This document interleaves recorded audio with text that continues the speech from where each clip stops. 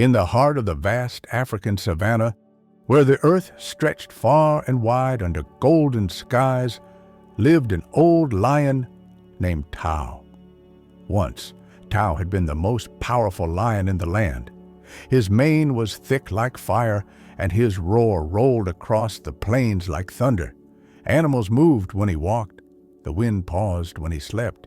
His pride was strong, and by his side was his beloved mate, Nia.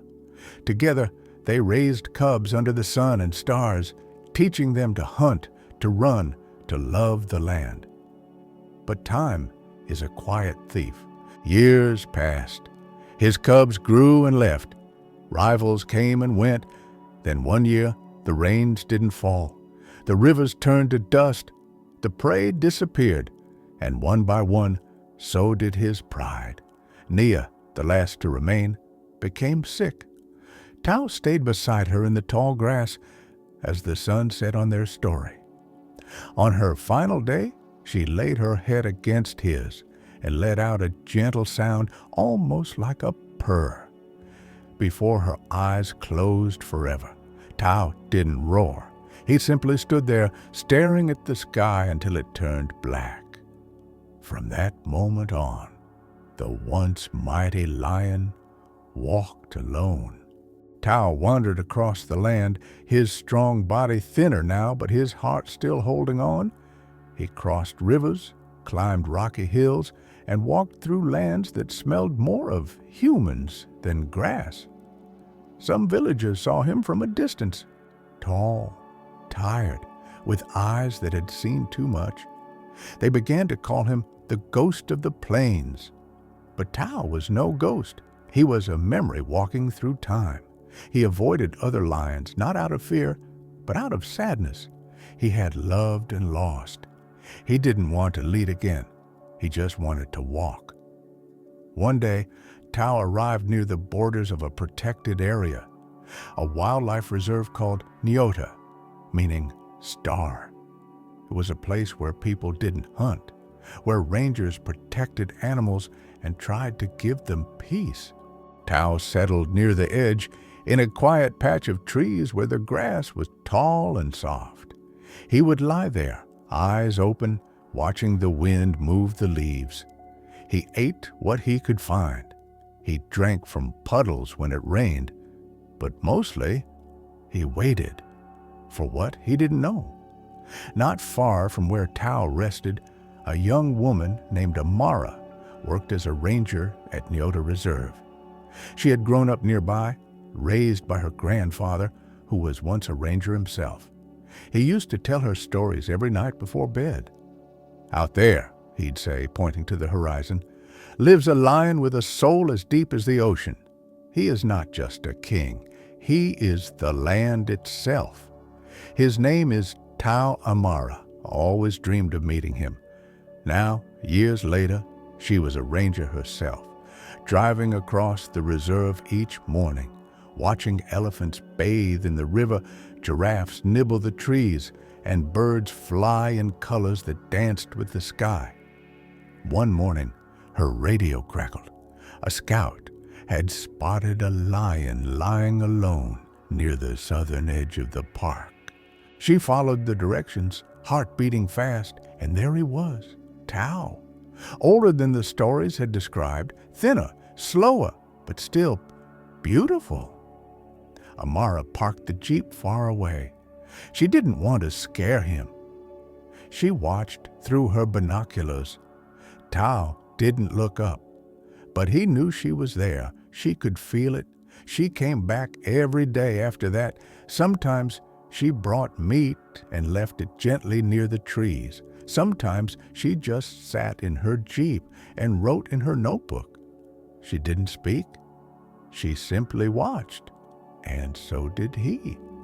One afternoon, just as the sun began to set behind the hills, Amara arrived as usual. Tao was lying in his favorite spot under the acacia tree. But today, something felt different. She turned off the engine and listened. Then she heard it. A soft, high-pitched sound like a kitten's mew.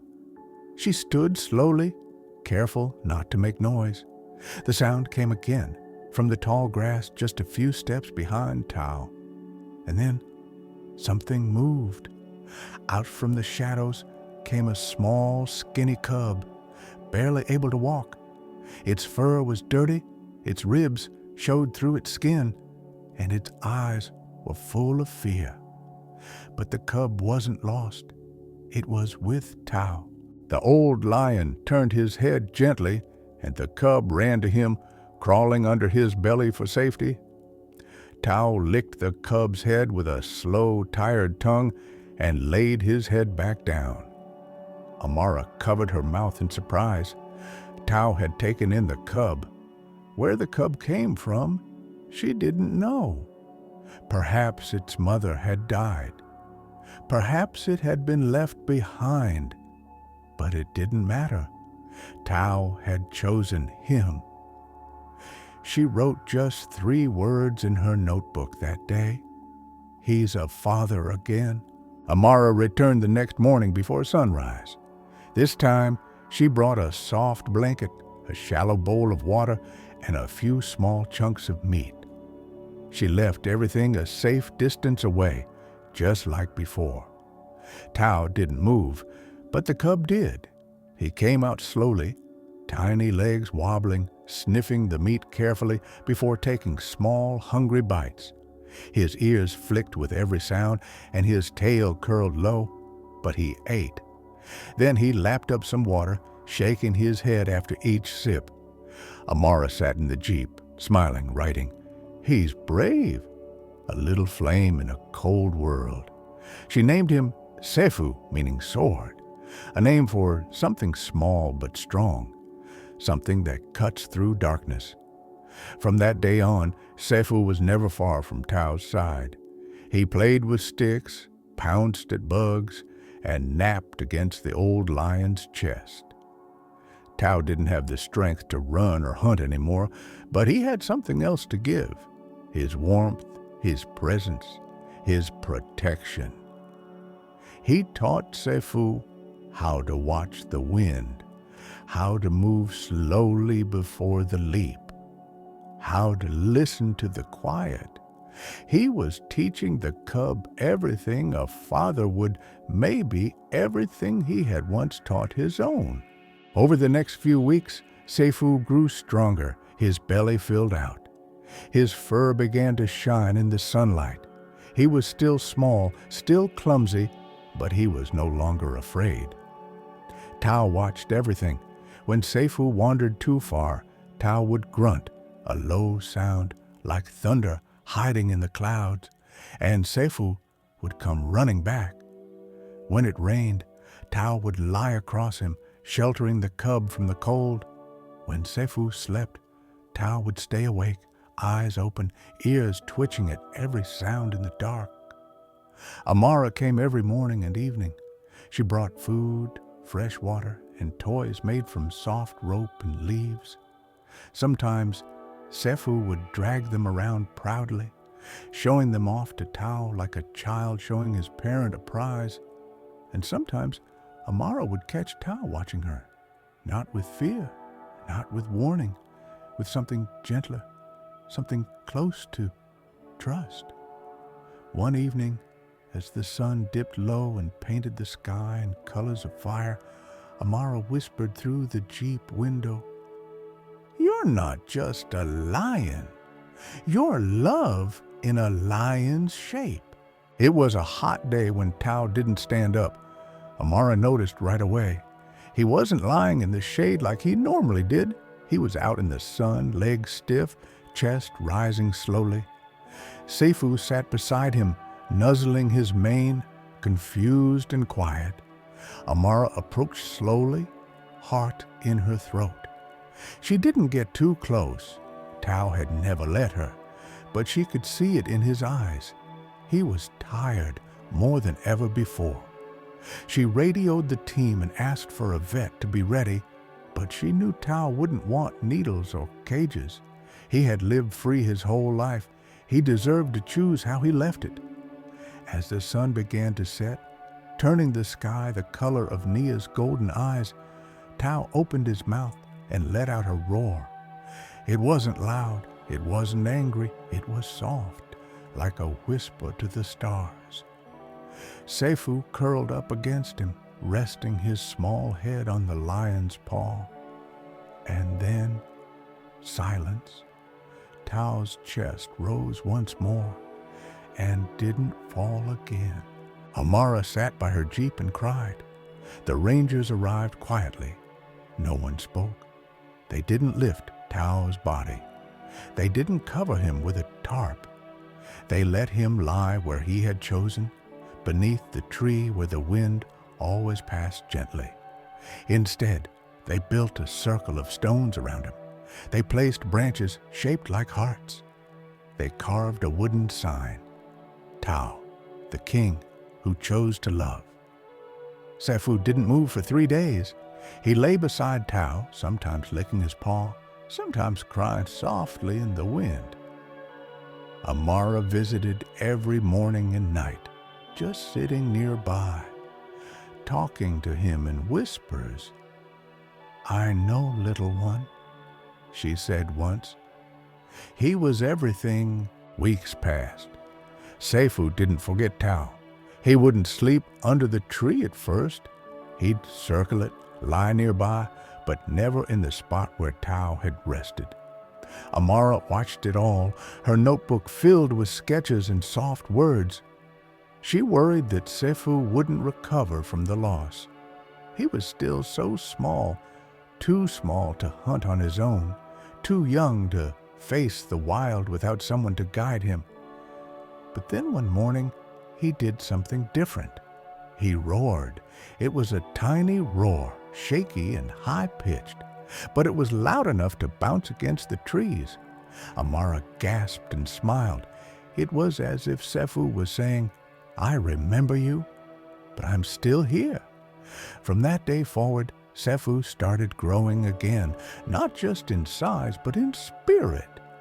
He chased butterflies, jumped at shadows, and pounced on anything that moved. Amara began to see something incredible in him. He didn't just want to survive. He wanted to live. Time moved like a slow song on the wind. Seasons came and went. The grass grew tall, then dry. The rains returned, and so did the rivers. And Sefu? He grew into a beautiful young lion. His body grew strong, his shoulders broad, his eyes sharp, like Tao's. His mane began to form, dark and thick, full of promise. He was no longer the cub hiding beneath someone else's paws. He was becoming the lion who could protect others. The rangers still watched him closely. They kept his territory free of threats.